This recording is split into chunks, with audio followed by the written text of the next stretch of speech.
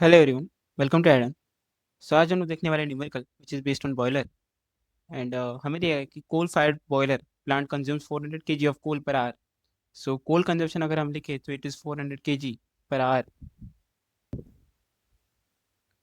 The boiler evaporates 3200 kg of water at 44.5 degrees Celsius into superheated steam at a pressure of 12 bar.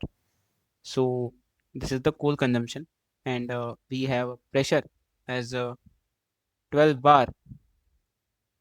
Temperature of feed water is equal to 44.5 degrees Celsius, and the boiler evaporates 3200 kg of water. So mass of water evaporated is, so this is mass of coal, this mass of water is 3200 kg. हमें दिया गया कि calorific value of fuel is 32,760 kilo joule per KG, and हमें निकालना है कि what is the equivalent operation and what is the thermal efficiency of a boiler. अगर आपको इन दोनों का फॉर्मूला पता है तो इजीली आप इस क्वेश्चन को सॉल्व कर सकते हो। ये बस एक फॉर्मूला बेस्ड क्वेश्चन हो जाता है उसके बाद कि the formula for thermal efficiency is nothing but m e into h minus h feed divided by calorific value, and the equivalent evaporation is equal to me into h minus h feed, numerator दोनों में same ही रहेगा, divided by latent heat of vaporization which is 2257 kilo joule per KG. और यही अगर आपका kilo calorie पर KG में है तो आपको यहाँ पे क्या लिखना है 540। सो ये आपके जो दो फॉर्मूले हैं वो आपको याद रखना है, ये आपके बहुत इंपॉर्टेंट फॉर्मूले हैं जिससे हर टाइप का क्वेश्चन आप सॉल्व कर सकते हो। सो एमई का इसमें मतलब होता है कि equivalent mass which is mass of coal divided by mass of like sorry mass of steam divided by mass of coal. Mass of steam हमें दिया गया 32 like 100 kg of water per hour divided by mass of coal which is 400, so ये आएगा हमारे पास 8। So ME is nothing but this. और उसके बाद आता है हमारा एच ऑफ फीड वाटर।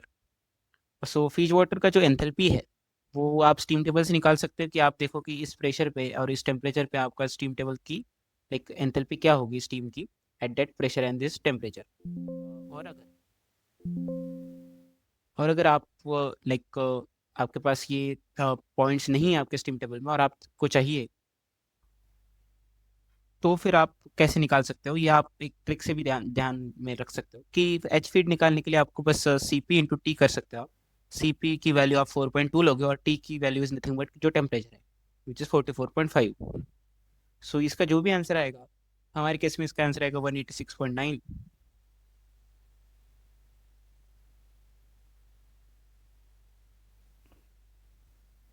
सो ये हमारा क्या हो जाएगा, एंथैल्पी हो जाएगा किलो जूल पर केजी।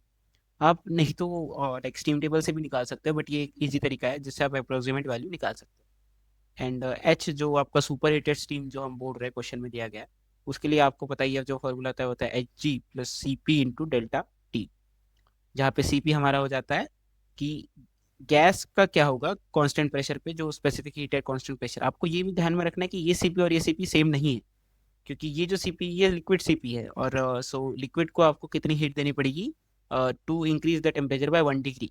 वही यहाँ पे जो है वो सीपी हमारे पास गैस के लिए है, सो इसकी वैल्यू जो होगी वो डिफरेंट होगी। सो अगर आप लाइक करना चाहोगे ये तो आप 12 बार पे देख सकते हो कि what is the T saturation from the steam table and H G from the steam table. जैसे ही आपको टी सैचुरेशन मिल जाए तो आप लिख सकते हो कि it is h g plus c p, जो जो वैल्यू रहती है 12 बार पे।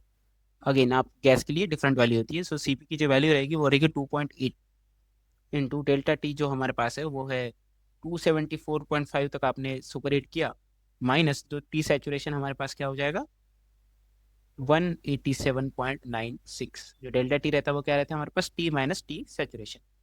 एच जी की वैल्यू आप लिख सकते हो 2783.76। ये हमारी वैल्यू कहाँ पे आई 12 बार पे, जब आप देखोगे स्टीम टेबल में तब आपकी वैल्यू ये आ जाएगी। सो स्टीम टेबल से आपकी सारी वैल्यूज आ जाएगी और आपको जो आंसर मिलेगा that will be 3026 kilo joule per kg, that will be your enthalpy. So बस आपको ये फार्मूला से सॉरी आपको ये जस्ट वैल्यूज पुट करनी है एफिशिएंसी के फार्मूले और आपकी एफिशिएंसी आ जाएगी कि efficiency is nothing but 8 into 3026 minus 186.9 divided by जो कैलोरीफिक वैल्यू दी गई है वो 32,760 दी गई है किलो जूल पर केजी में। अपने पास आंसर आएगा 69.33% एज द इफिशियंसी।